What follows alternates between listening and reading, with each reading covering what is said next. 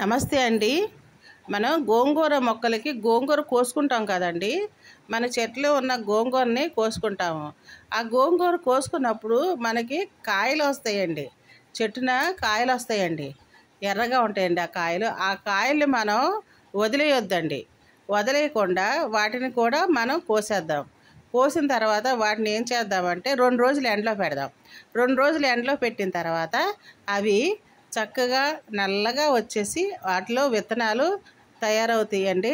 ముందుగా మనం ఎండలో పెట్టుకున్నప్పుడు వాటికి లేతగాను ఆకుపచ్చ రంగులో ఉంటాయండి విత్తనాలు.